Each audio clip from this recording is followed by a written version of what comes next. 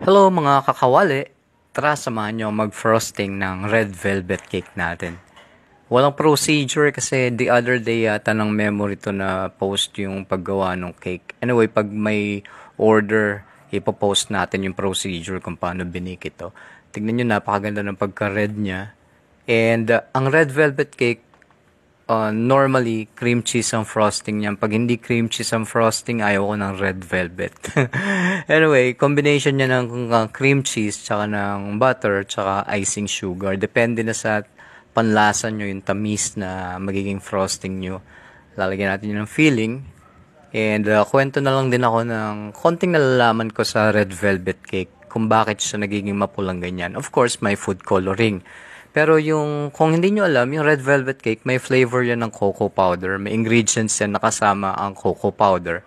And yung baking, sabi sa inyo, may science yan.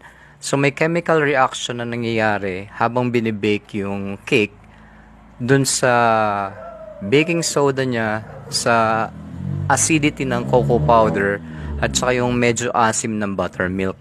So, kaya siya nagiging ganyan ng kulay. So, ayan, tikman natin yung cake crumbs. Siyempre, dapat matikman natin palagi yung gawa natin.